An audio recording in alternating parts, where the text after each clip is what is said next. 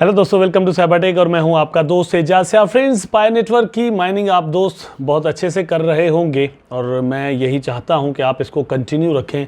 मैं यहां पर हाजिर हूं आपके लिए हर अपडेट की पूरी एक्सप्लेनेशन देने के लिए और इसके रिगार्डिंग और भी जो यहां पर मार्केट के अंदर पाई नेटवर्क को लेकर न्यूज़, अपडेट्स और रूमर्स वगैरह भी इवन जो चलते रहते हैं उसके बारे में हम आपको यहां पर इन्फॉर्म करते रहते हैं। Everything about the pi network you want to know आपको यहां पर जरूर पता चलेगा। तो मैं चाहता हूं कि आज की न्यूज़ एंड अपडेट जो चीज़ मैं आपके सामने पेश करने वाला हूं उससे पहले आप मेरे चैनल को सब्सक्राइब कर दें अगर आपने नहीं किया, आप वीडियो को लाइक कर दें अगर आपने अभी तक नहीं किया, आप कमेंट ज़रूर कर दें अगर आपने नहीं किया। तो ये 3 काम आपसे मैं मांग रहा हूं कि यहां पर अभी जो है वो कर दीजिएगा ताकि उसके बाद मैं सही से अपने टॉपिक पर चल सकूं। टॉपिक को लेकर 2 चीज़ें आज के इस वीडियो में मैं आपके साथ शेयर करूंगा। पहले नंबर पर दोस्तों है इसकी लॉन्चिंग को लेकर के। लॉन्चिंग के लिए टीम ने रिसेंटली क्या अनाउंसमेंट की है कि लॉन्चिंग से पहले क्या कुछ होना चाहिए या क्या कुछ चीज़ें करना ज़रूरी है, उसके बाद हम लॉन्चिंग करने वाले हैं। इससे पहले अपनी एक प्रीवियस वीडियो में मैंने आपको बताया था कि बातें चल रही हैं अक्टूबर या फिर दिसंबर के अंदर पाई नेटवर्क के मेन नेट लॉन्च की जो मतलब डेट है हमें यहाँ पर मिल सकती है या देखने को मिल सकता है। तो उससे पहले टीम ने कुछ कहा है, वो चीज़ आपके साथ मैं शेयर करूँगा। नंबर 2 पर दोस्तों ये है कि रिसेंटली एक हैकाथॉन हुआ था, उसके अंदर जो विनर हैं उन्होंने क्या इनोवेशन की है, क्या कुछ बनाया है, वो आपकी स्क्रीन्स पर आपको उसकी पूरी अपडेट मिलती है, लेकिन मैं यहाँ पर उसको लेकर कुछ एक्सप्लेनेशन आपके सामने पेश करूंगा। तो वीडियो ज़रूर आपके लिए इंटरेस्टिंग हो सकता है अगर आप इसको देखना कंटिन्यू करें। तो पहले थोड़ा इसको ले लेते हैं, फिर वहां पर चलते हैं, फिर वापस इसी टॉपिक पर आएंगे। Pi network core team unveils mainnet deployment strategy focused on third party dapp. तो थर्ड पार्टीज जितनी भी एप्लीकेशंस बना रही हैं उन पर डिप्लॉय होना होगा, ठीक है। और मेरा ख्याल है कि इसका मैं जो मतलब निकालता हूं वो ये निकलता है कि उन पर पूरा डिपेंडेंट होना पड़ेगा यूटिलिटी को लेकर। अब यहाँ पर इस चीज़ को समझना बड़ा ज़रूरी है कि ये डिप्लॉय, डेवलपमेंट और फिर डिपेंडेंट ये किस तरह से होना ज़रूरी है। और इसके बगैर जो है वो क्रिप्टो मार्केट के अंदर तो क्या हम पूरी दुनिया के अंदर मतलब सही से एग्जिस्ट ही नहीं कर सकते, चल ही नहीं सकते। इसकी पूरी एक्सप्लेनेशन आपको मैं यहाँ पर दूंगा कि मेननेट से पहले यहाँ पर क्या कुछ होना ज़रूरी है। लेकिन उससे पहले ये चीज़ जो है वो आपके साथ शेयर करना भी बड़ा ज़रूरी है क्योंकि आपकी स्क्रीन पर रिसेंटली पाई नेटवर्क की टीम ने जो अपडेट दी हुई है वो इसके रिगार्डिंग है। उसके बाद हम वहाँ पर चलेंगे और फिर हम पाई नेटवर्क की जो प्राइस है उस पर भी बात करेंगे। आल्दो कि कुछ कमेंट्स मैंने दोस्तों के पढ़े थे, उनकी क्लेरिफिकेशन करना भी बड़ा ज़रूरी है। दोस्त कहते हैं कि भैया आप डिफरेंट वीडियोस के अंदर डिफरेंट पाए की जो प्राइस है वो बता रहे हो, तो ये आप सही नहीं कर रहे। उसकी क्लेरिफिकेशन आपको मैं यहाँ पर दूंगा कि मैं ऐसा क्यों करता हूँ, क्यों कर रहा हूँ, उसका रीज़न क्या है, ठीक है। Congratulations to the August winner of pi hackathon radio for us celebrating innovation in the pi network ecosystem. तो इसका मतलब क्या है दोस्तों, एक एप्लीकेशन बनाई गई है जो कि जिसका नाम है रेडियो फॉर अस। अब आप सोच रहे होंगे कि यार ये कौन सा वक्त है, ये कौन सा टाइम है कि मतलब हम रेडियो की तरफ चले गए। पाई नेटवर्क कोई 1960s की चीज़ है, एक्चुअली है क्या, ये सारा सीन क्या है। तो पहली बात तो ये मैं आपको बताता हूँ। दूसरा ये है कि इसको 1000 पाई का जो है वो इनाम दिया गया है और भी इसकी सपोर्ट की जाएगी कि आप इस एप्लीकेशन को और भी मतलब अच्छे तरीके से बनाओ और इसकी यूटिलिटी पाई नेटवर्क के साथ बनाओ और इसकी इंटीग्रेशन जो है वो अच्छे से होनी चाहिए। इसके बाद जो टॉपिक मैं लेने वाला हूँ उसको इसके साथ जोड़ता हूँ और आपको बताता हूँ कि ये म्यूज़िक के साथ इंटीग्रेशन जो है वो पाई नेटवर्क की करने जा रही है ये वाली एप्लीकेशन। कैसे?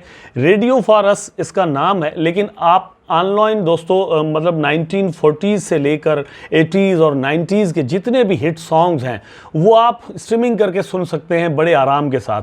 अब यहाँ पर भी सब्सक्रिप्शन या कुछ भी जो है वो पाई नेटवर्क के जो कॉइन हैं उनके ज़रिए होगी, उसके बाद आप इसकी स्ट्रीमिंग सुन सकते हैं। स्पॉटिफाई है जिस तरह इस वक्त चल रहा है, वहाँ पर आप म्यूज़िक सुन सकते हैं। न्यू जो क्रिएटर्स हैं वो अपने सॉन्ग्स बनाकर वहाँ पर रखते हैं, एक प्लेटफॉर्म है जो कि आपको म्यूज़िक सुनने में हेल्प करता है और दुनिया बहुत ज़्यादा स्पॉटिफाई से मज़ा लेती है और वहाँ से म्यूज़िक सुनती है। तो मेरा ख्याल है कि अपकमिंग डेज का, आने वाले कुछ सालों में, ये रेडियो फॉर अस जो है वो मतलब पुराने सॉन्ग्स को लेकर या फिर न्यू सॉन्ग्स को लेकर स्पॉटिफाई की तरह बिल्कुल एक प्लेटफॉर्म बन सकता है और यहाँ पर बहुत बड़ी कम्युनिटी जो है वो फ़ायदा ले सकती है।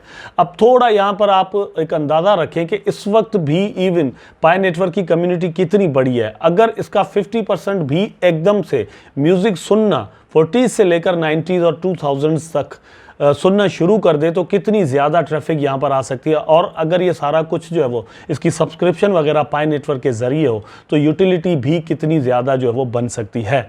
ठीक है, तो ये एक न्यू आइडिया लेकर मार्केट के अंदर आए जिस पर आप 24/7 म्यूज़िक सुन सकेंगे, इसलिए इनको यहाँ पर फंड्स दिए जा रहे हैं और अप्रिशिएट किया जा रहा है कि आप अपना काम जारी रखो। ये अल्टीमेटली ये चीज़ जो है वो पाई नेटवर्क को फ़ायदा देने वाली है। अब वो जो मैंने आपको बताया उसका ताल्लुक इसके साथ, ये वाली जो न्यूज़ है लॉन्चिंग वाली, इसके साथ कैसे बनता है। सिंपल सी बात है, टीम ने दोस्तों यहाँ पर कहा है कि जब तक ये जो जितनी भी एप्लीकेशंस बनी है जो कि थर्ड पार्टी है, मतलब टीम ने खुद नहीं बनाई, किसी और ने बनाई है, मैंने बनाई, आपने बनाई, किसी और ने बनाई, तो वो जब तक सही से अपना काम करना शुरू नहीं करती तब तक लॉन्चिंग हमारे लिए प्रॉब्लम हो सकती है। अब वो सारी एप्लीकेशंस के जो भी ऑनर हैं, जितने भी डेवलपर्स हैं, वो कह रहे हैं कि हमने तो अपना काम कंप्लीट कर लिया है, आप जो है वो लॉन्चिंग करो, हमने अपनी जो एप्स है वो बना दी, हम यहाँ पर काम करना शुरू कर देंगे। लेकिन यहाँ पर टीम ने एक कंडीशन जो है वो बताई है और कही है कि आपको वो कंडीशन पूरी करनी होगी। उसके अंदर क्या है कि जितनी भी एप्लीकेशंस बनी है, जैसे ये अभी मैंने थोड़ी देर पहले आपको बताया रेडियो फॉर अस, इसके अलावा भी बहुत सारी ऐसी एप्लीकेशंस हैं जो कि पाई की ब्लॉकचेन को यूज़ करके वहाँ पर इंटीग्रेशन करके यूटिलिटी बनाना चाहती हैं और वहाँ पर रन करना चाहती हैं। अल्टीमेटली दे आर कम्युनिटी, ठीक है, वो भी हम में से ही एक हैं, अपने अपने हिस्से का सब कोई काम करता है।